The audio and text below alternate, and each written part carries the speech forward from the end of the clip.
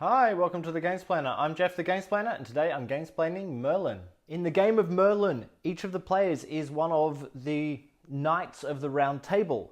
Each player has 4 dice, which will get rolled, and that will tell you how far your knight pawn can move around the circle board or the rondel if you wish to use specific gaming language. The coloured die refers to how far you can move your own guy, and the white die refers to how far you can move Merlin, which is this white pawn. Your knights can only move in a clockwise direction around the rondel. Merlin can move in either direction. Whenever you move to a new location around the board, you will action whatever is on the inside of the circle. And I'll go through that iconography in a moment. The board is split up into these 6 areas, otherwise known as principalities. The game itself is played over a total of 6 rounds, which is tracked by this marker. Whenever we get to one of these points, so there's 3 of them, it's every 2 turns, there is a scoring round. Scoring relies on a couple of things. The first thing is these banners. You have 3 of these banners on every pair of rounds, so for each scoring section of the game, shall we call it, you'll have 3 banners. If by the time we get to the end of the second turn, you have one of these shields, or each of these banners, then you have defended against your enemies or the traitors, and you're fine. If, however, you've only managed to defend against 1 or 2 of them, you will take -3 points for every banner that is not defended against. If you hold Excalibur, which is picked up from that location on the board, you will gain an extra 3 points if you defend against every one of your traitors. And I will get into Excalibur a little bit more when I go around the board. The next thing that you will be scored on is the environs. So there are locations around the board that look like that, which allow you to build on the environs. I'll go into how to do that later. But when you build, you'll place one of your manor house things down onto a spot. When we get to the environ scoring, whoever has the majority of manors in any area, so the areas are broken up into water, mountain, and grassland, I guess. Whoever has the majority in an area, so these 4 tiles here create one area because they're all the same type of terrain. This is another area just here, those 3 tiles, those 3 in the corner are another one, these 5 are another one, etc. Whoever has the majority of manors in an area will win the points. What is each area worth? Well, the area is worth 1 point per hex tile that creates that area. So in this case, where there's 2 yellow and only 1 blue, this yellow would gain 4 points. If it was 1 each, yellow and blue would each gain 2 points. So you split the number of points available, rounding down. The next thing that we'll gain points for at the end of the round is influence. So these influence tokens. There's one there, there's 1 blue one over there. Once again, it's going for majority. So whoever has the most influence tokens in a location will gain the points for that location. So in this case, blue has 2, yellow has 1. So blue would get the points, and it is worth 1 point for every token in the space. So blue would get 3 points from that. At the end of the round, you'll take back all but 1 of your influence tokens from that space. If a area is even, so for example, we've got 1 blue, 1 yellow, you are allowed to play the Holy Grail, which is picked up from there. If blue played the Holy Grail, when that's what it looked like, blue would get 2 points instead of yellow getting 1 and blue getting 1. And the last thing that gets scored is the henchmen. Henchmen are these guys here. So each player has 4 of them. For every one of them that is on the board at the end of the scoring round, you get 1 more point. And points are tracked on this outside track. Once all the scoring's happened, you'll remove any of the leftover traitors, and everyone will replace 3 more traitors from the face down stack. Other elements to be aware of before I get into the nitty-gritty of the iconography is that everyone starts the game with 3 of these Merlin staves. Each Merlin staff is worth 2 points at the end of the game for any unused staves that you have. And what you use them for is, if you move Merlin, you will action the space. You can then spend a staff to do exactly that same action again. Another resource that is available are apples. Apples are collected whenever you manage to take the Holy Grail, and if you land on the space for the Holy Grail and someone else holds it, you can take it off them. Whenever you take that, you'll gain 1 apple. Everyone starts with 1 apple. Apples are worth 1 extra victory point at the end of the game, and they can be used to turn any die to whichever side you like. And other points at the end of the game come from sets of 3 of the unused materials. So materials are these cubes, they're building materials. I'll go into how to use them in a second. Or the flags, which are on the side here, also I'll go into them in a moment. And the shields, and I've already spoken about how to use them. They defend against the traitors each time, and when they're used to defend, they are used up and go back to the supply.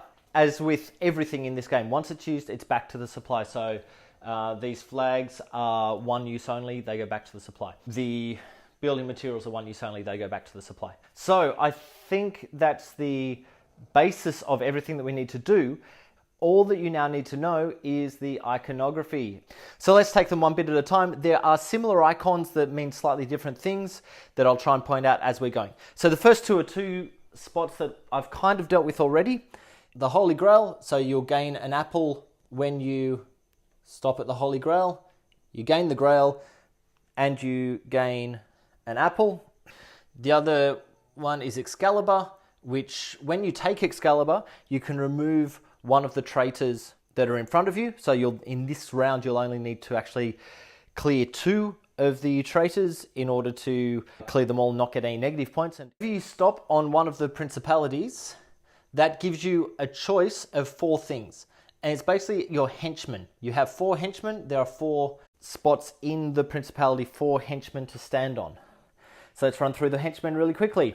You'll notice that the sticker on each of the henchmen markers has a picture of what you're going to do, so it makes it really straightforward. If you send this henchman in to the principality, you will take a building material. And that will just go on your board. And it's the building material from the spot where you are. If you send in this guy, the shield bearer, you notice there's a little picture of a shield. You get to take a shield from that principality and place it onto your board to defend against the traitors. If you send in this guy, or the flag bearer, you'll get to take a flag from that principality, that one, and that becomes a one-off bonus. Notice you can have more than one of the same thing, so that layers, and there's a one-off bonus for each of them. And the 4th henchman is the lady in waiting, and she adds influence to the principality that you're standing on. You take one of your influence markers and put it up there. Now you're only going to get to do 1 of those 4. You can't do all 4 in one turn, obviously. If you have your henchmen up already and you end up on another principality, you can still choose to use one of the henchmen. You're just going to move it from where it was to your new spot and do what it says. If another player lands on a principality where you have henchmen and they want to do the same thing that you're already doing, so for example the shield bearer, his shield bearer will knock your shield bearer out and your shield bearer will go back onto your own board. That's important because each of these is worth 1 point at the end of the scoring round. Just to confirm, that's legal. The position of these guys doesn't matter, it doesn't affect the other players, so there's no problem with landing on the same spot as someone else. The only thing that knocks someone out is the henchman. Okay, the next spot I want to deal with is this one. This is where you're going to go to build on the environment. So I was talking about that earlier. So what it looks like is you take one of your building cubes. So for example, I've grabbed a purple one. You place it there so you know what you're looking at. Now, the rules with the environs is you build in a straight line. You'll notice there's little arrows pointing which direction. There's three directions for each cube type. So because I'm using purple, I can build in any of this line, any of this line, or that tile just there. So if he chose to build here, that gets spent, so it goes back to the supply in the principality. And because he's built on one of these castle spots, he actually then gets a bonus, which is either adding an influence to any of the principalities, so he can throw that up there, or he could take a flag from any of the principalities, so he might, I don't know, grab that one, or he could grab a shield from any of the principalities. So looking at his board, he'll need a second blue, so he would probably grab a second blue to deal with that second traitor. No one else is able to build on that hex, though the other players can still build within the same terrain area, same territory. Anything with this picture of the influence on the top and an arrow tells you that you can take whatever the arrow is pointing at, so in this case a building material, from a principality that you have an influence token in. So yellow has influence in purple and black at the moment, so he could take a black building cube. Anywhere that has a picture of one of the items that you may collect, so in this case it's flag, over here is those construction cubes or shields, etc., and points down to a number 1 in a shield, that means points. So the player that landed there would get 1 point per flag that they have. So in this case, yellow would get 2 points. This icon means that you can move one of your henchmen either left or right. So blue's gone there, his only henchman on the board is this guy, so he could move his shield bearer to there or to there. And then once he's done that, he would take the shield, put it onto his board just like if he'd done that normally. This icon means that you can trade any of the shields, flags, or building materials for another shield, flag, or building material from any principality. So I've got, say, an extra shield here in orange that I don't actually need. I might be trying to get flags, so I would throw that shield back up into its location, and maybe I've been trying to get a blue flag, so I'd grab a blue flag and add that to the side of my board. The only other space that I haven't dealt with is this space. That's a picture of cards. Yes, there are cards in this game. These cards, everyone has 4 of them at all times. What that spot allows you to do is take 2 of the cards, or 1 of the cards, or you could just not action, I guess, but up to 2 of the cards, put them into the discard pile, and get yourself another 2 cards, either from the face-up ones on that side, or from the face-down deck. What are those cards, I hear you asking? They are extra missions. So the way to read these is all of the icons on the left-hand side. If you have fulfilled them, it doesn't cost you anything, but if you've fulfilled that, you will get that many points. So if I have 4 flags on my board, this guy over here has 3 at the moment. If he had 1 more flag, he could, and you can only do 1 of these per turn, you can claim the 3 points. You keep the flags, that one goes into the discard pile, and then you take another card from either there or the face down ones if you don't like the ones that are face up. So all you're trying to do is fulfill the criteria. So in this case, you're looking to have 2 influence on the purple, which is that spot there. He's got 1 at the moment. You're looking to have 2 of the black or dragon shields on your board. He has none at the moment. On this one, you're looking to have influence in the orange or fox spot. You need to have 1 of the grey flags, and you need a blue shield on your board in order to claim it. The only other thing I haven't dealt with is this board down the bottom. That board is an extra board, an extra part, an extra module, I guess, to the game. You don't need to use it if you don't wish. They go hand in hand with these cards. Once you fulfill one of the cards, you'll notice there is a picture of one of the henchmen on the bottom left. What that means is, instead of taking the 3 points, I could just take the 3 points, but I could, instead of taking those points, I could learn a new skill. And what that looks like is, this card's the builder, so I'm in the builder row. This one's worth 3 points, so I can take either 1, 2, or 3. If I had one of the cards that only had 2 points on top, I would only be able to use this one or this one. And what you do is you choose one of the available spots and you mark it with a seal, just like that. So what that means, because I've taken number 3, is I'm going to be able to build in the environs twice whenever I use the space that would enable me to build once. Of course, I'm going to have to have enough cubes to be able to build the second one as well.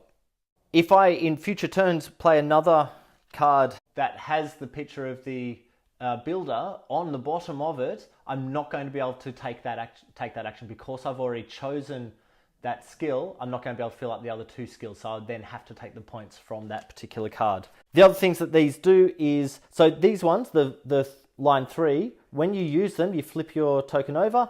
Once a scoring round happens, you'll then flip it back. So if you're able to get that card down and put your seal on that at the beginning of the game, you'll be able to use it 3 times through the game. And that's the same along the bottom row on all 4 of them. So if we look at the shield bearer, you'll be able to flip that over to count as defending against one of those guys, and you'll get a point when you do that. So basically, flip it over, take that off. It doesn't cost you a shield, but you get a point. On this one, once per round. This one enables you to, when you move to one of the spaces that gives you points for having product. So this one's the spot to get points for how many of these cubes you have. Instead of taking those points, you could flip that over and go, well, I've got more flags, for example, and get the points for the flags, even though you're on the one that gives you points for cubes.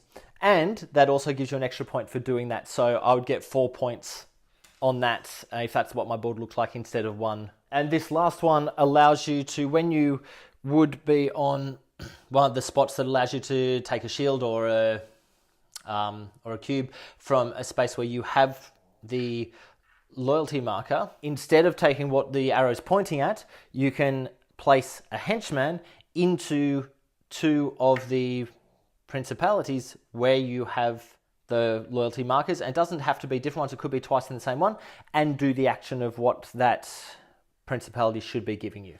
The other 2 rows are the same for each of the different henchmen, but are talking about the specific henchman. So this row, when you move to a principality and you're about to put a henchman down, will allow you to deploy the henchman of that particular type to any of the principalities you wish to. And the top row means that whenever you complete a card that has the picture of that particular henchman on the bottom corner, you get an extra point for doing so. The only thing I haven't run through is what each of the icons on the flags do. I'm not going to bother doing that. It's just going to take up time, and it's probably easiest just to look them up on the back of the rules manual when you get to them. Yeah, because you're not going to remember it anyway, and they're one-off uses only. So that looks like I've covered everything in Merlin. I hope that this helps you get Merlin to the table. Please go on and watch my Gamesplayed so you can get a feel for how the game actually plays. If you have any comments or suggestions, please write them below. If you have any games that you wish to be Gamesplaned, please shoot me an email at thegamesplainer@gmail.com. Follow me on Instagram and Twitter at thegamesplainer to see what games I've been playing. Subscribe to my videos to keep up to date with the games that I'm gamesplaining. And until next time, enjoy gaming.